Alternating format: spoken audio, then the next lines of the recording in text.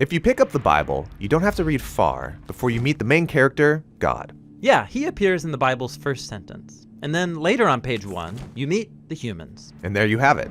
The two main players in the Bible, God and humans on the stage of our world. Well, not quite.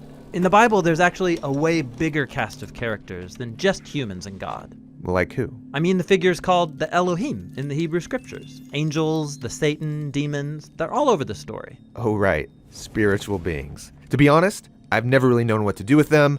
It's all kind of weird. And unfortunately, almost all of our modern conceptions about these beings are based on serious misunderstandings. All right, so let's talk about spiritual beings in the story of the Bible. So first thing we have to do is reorient ourselves to how the ancient biblical authors saw the world. On pages 1 and 2 of Genesis, God brings order to a watery wilderness, separating the skies above from the land below. Right, this is Earth, where we live, and then there's the heavens high above, which they saw as God's domain. But in the Bible, these spaces are not separate. They overlap. And in fact, the Garden of Eden is described throughout the Bible as a high mountain garden where heaven and earth are one. So let's start in the beginning. In Genesis 1, God creates a beautiful, ordered reality out of darkness and disorder so that life can flourish. He appoints humans as his representatives to rule over all of it, and 7 times God calls it good.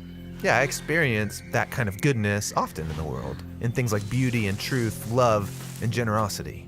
But in Genesis 3, we meet a creature who's in a state of rebellion against his creator.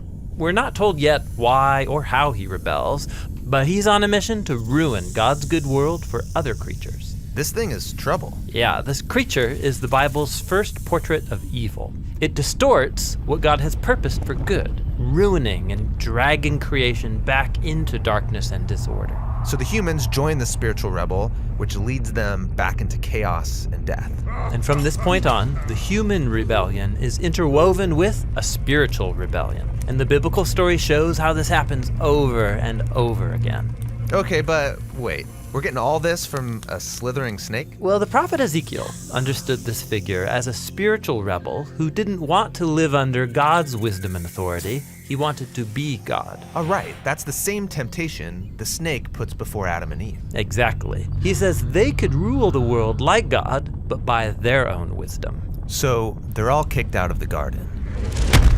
Yeah, God says this rebel will now crawl on its belly. Where does it go after this? Well, the biblical authors offer subtle clues where this being is at work behind the scenes, animating division and hatred between humans. They also use a variety of images to describe this being. It's a snake, or a sea dragon, or a dark desert creature, or the king of death in the grave. He's also given many titles, like Tempter, or the Evil One, or the Devil, which in Greek means the slanderer. But his name is Satan, right? Actually, no. Satan is not a name. It's another one of these titles, which is why in Hebrew it has the word the in front of it.